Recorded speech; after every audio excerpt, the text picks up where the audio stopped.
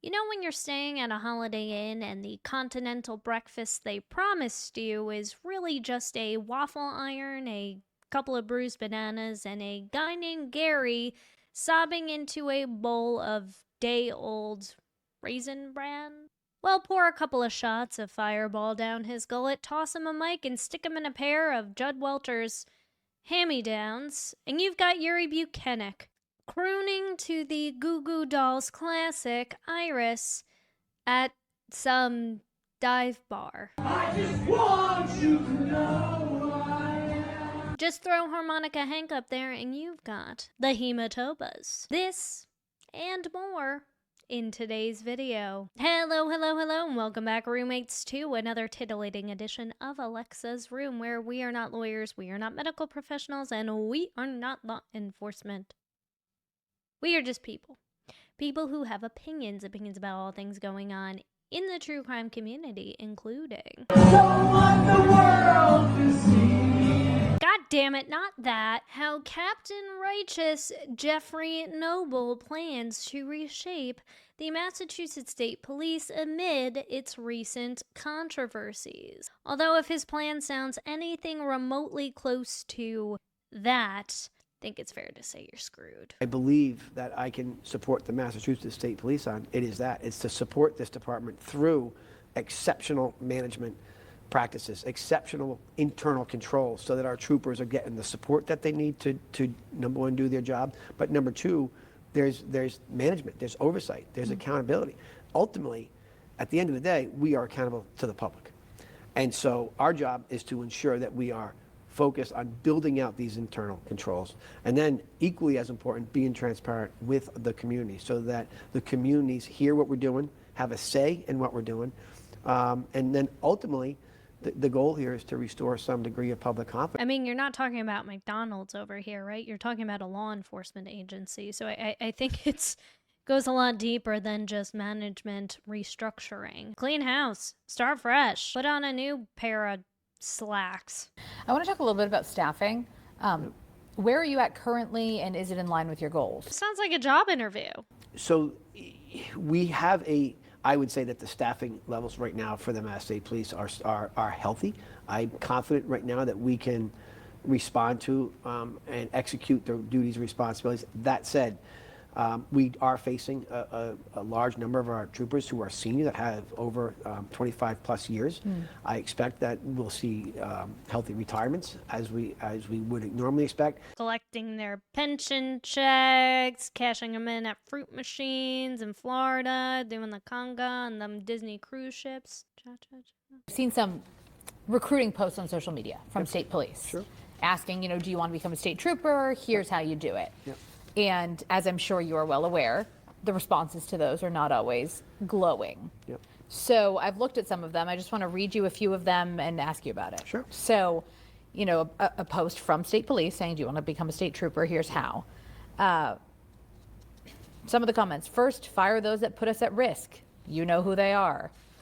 Yep. Once again, you cannot recoup public trust while still maintaining Officer John O'Keefe got the investigation he deserved. Own it. Integrity? How's that Sandra Birchmore case holding up for you guys in your integrity? I can't believe state police have to recruit. It used to be one of the best jobs in the Commonwealth. Now it's a punchline. Enrique Delgado signed up to be a state trooper and ended up dead during a training exercise. No sane person would work for the stateys now because Proctor ruined them. I'm sure you see these comments. Are your recruiting efforts hindered? And why do you think that is?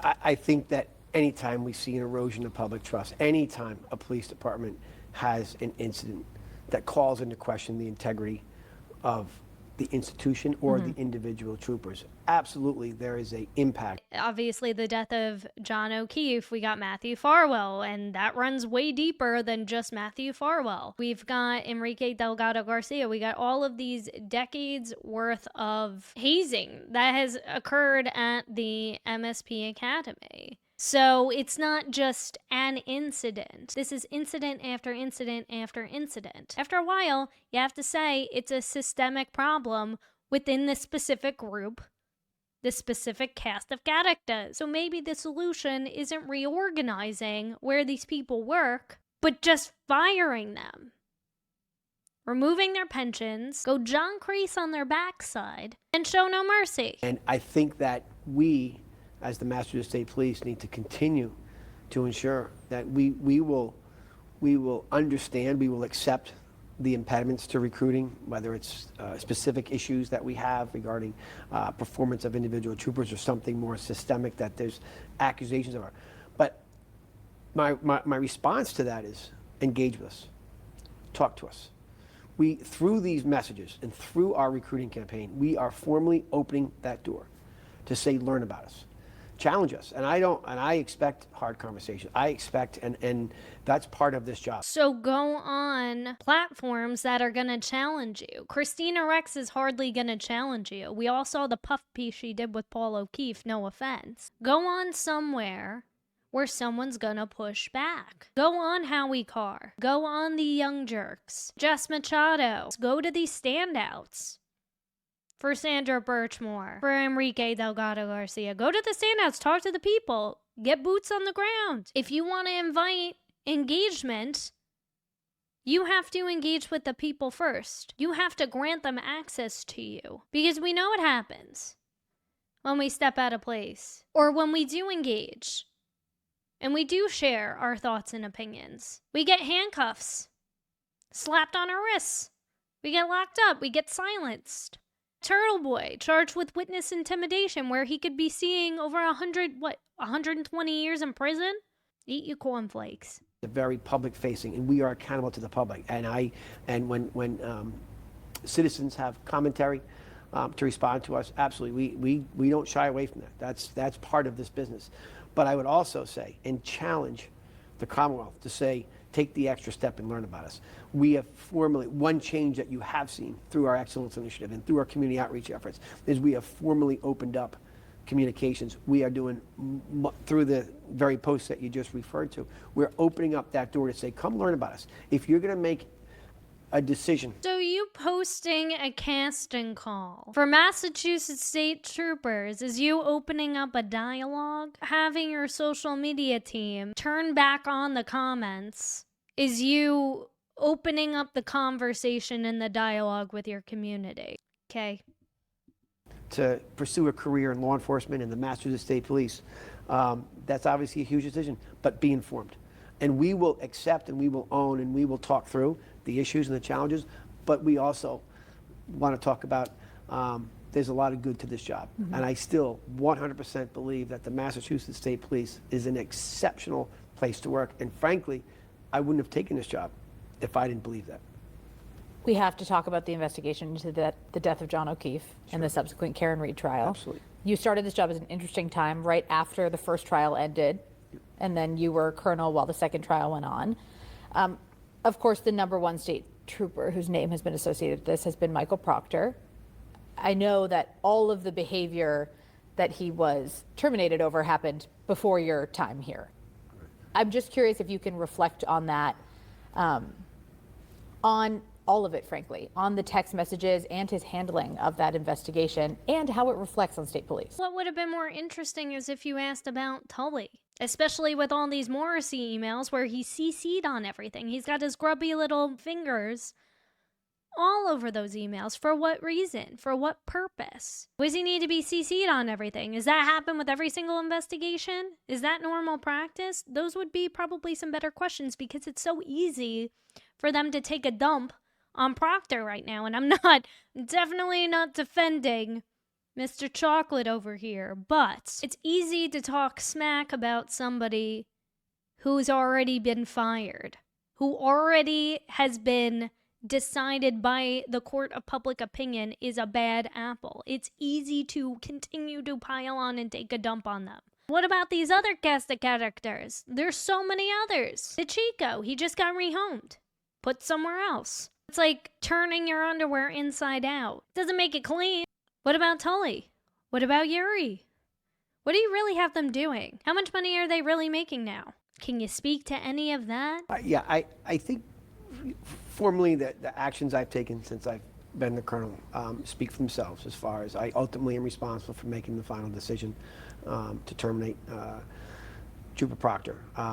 that's a decision that's got my name on it, and I stand behind that decision. Yeah, we know. Get it tattooed on your forehead, dude. Like, he's so proud of that. Like, look what I did. I did this. That's got my name all over it. Aren't you happy? That's the easiest part of all of this. Is getting rid of Proctor. That's step one. Step two is cleaning the rest of your house. When you understand and you look through the particular facts and circumstances regarding that decision, we have to look at it from a bit of a macro, job-wide.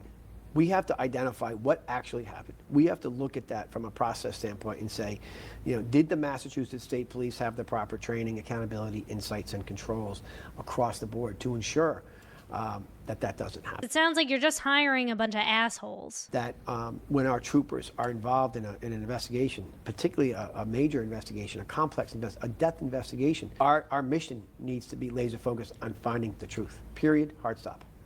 That's what the mission of a detective is to uncover the truth, regardless of what direction that it takes you, and to follow the facts and evidence of your investigation, and to do so with integrity, with confidentiality, and with the professionalism that we expect. So, to your point, all those issues that factored into that decision, just like any other investigation I'd like to offer, we actively have been and will continue to take back to our team, digest the issues, learn from them, and then absolutely we have the responsibility to put measures in place so that we can report back to the public and say, we've learned from that, we've gotten better, we've improved, and now we're moving forward.